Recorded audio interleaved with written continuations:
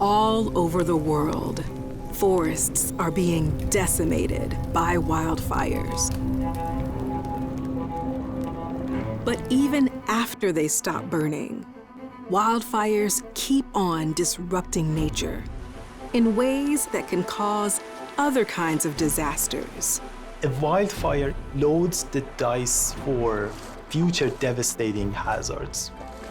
Can scientists spot the signs of future trouble before it's too late? There is a big human connection here. One of our goals is to avoid natural hazards turning into human disasters.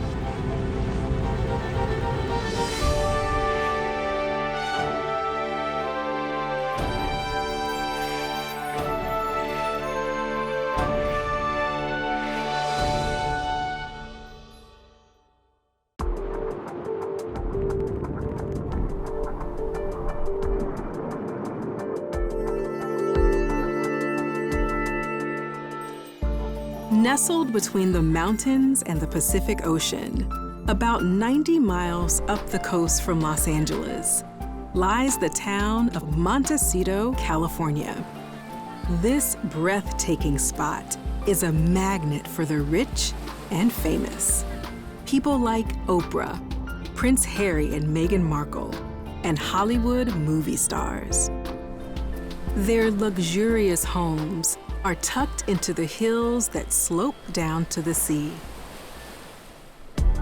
But in December 2017, people here got a shocking reminder that even a millionaire's paradise isn't immune to the effects of climate change. A relentless and behemoth blaze, the Thomas Fire forced thousands of new evacuations, strong winds pushing flames toward mansions in Montecito. The Thomas Fire, which burned for weeks, was the biggest wildfire California had ever seen. In Montecito, it destroyed 7 homes. Fortunately, no one in the town died in the fire, and the damage could have been much worse. That's all right. Thank you very much for everything that you've done.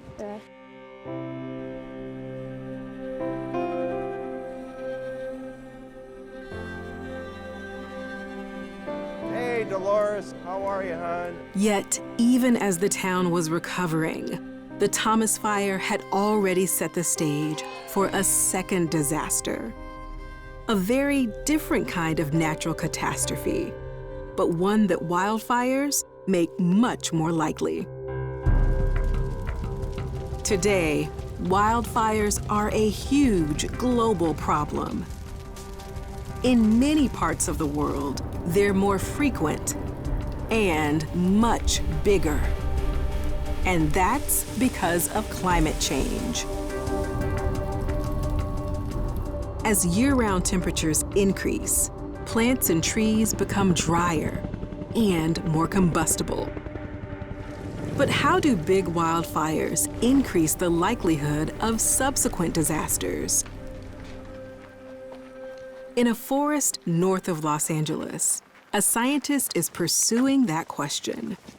Amir AghaKouchak and his students, Yuan-Shi Zhao and Charlotte Love, are investigating what scientists call cascading hazards. Cascading hazards are events that happen in a certain sequence, like toppling dominoes. In this forest, the first domino was the Bobcat Fire, the huge wildfire that swept through here in 2020. We think it's really important to understand how the landscape changes in a burned environment. There's definitely ash up here. All right, this is our first spot. Today, 7 months after the fire, its impact is still being felt, especially because of the fire's effect on the flow of water and the way that water seeps into the ground. To understand those changes, Yuan-Shi and Charlotte are measuring ground temperature and moisture content in both burned and unburned areas. 0.032, 37.8 degree, 0. we are seeing that the burned area has lower moisture content in the soil. We know that wildfires cook soil, and in that process, soil becomes kind of hydrophobic. It rejects water. That's because as plants burn up, they release a gas that penetrates into the soil. As the fire cools, the gas turns into a waxy substance, which coats the soil and reduces its capacity to absorb water. It means when rainfall occurs, water cannot easily infiltrate into the soil and runs off on the surface. This change in the soil can have catastrophic consequences.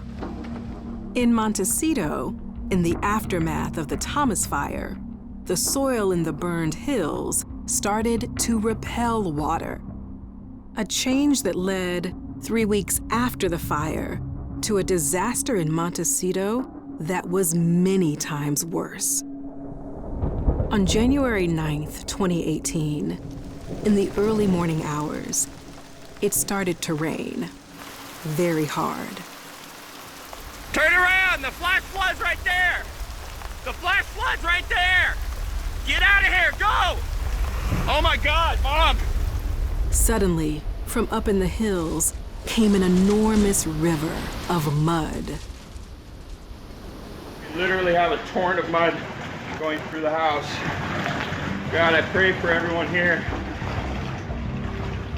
As the mudslide raced downhill, it swallowed up the stumps of burned trees and swept up huge rocks, eventually rising to a height of 15 feet. I heard the rumble of the rocks, and I looked over at the river, and the trees were just coming down, choo, choo, choo. The boulders busted through our house, and we were able to crawl out our window to the roof. Our rooms are gone. Everything's gone, just wiped out. In the end, the Montecito mudslide destroyed 130 homes, caused hundreds of millions of dollars of damage, and killed 23 people. In his work, Amir thinks a lot about disasters like the one in Montecito. To help communities be better prepared, he is using the data he and his students collect to build a computer model. A model is a simplified version of reality. Computer simulations can help us better understand and also predict natural hazards.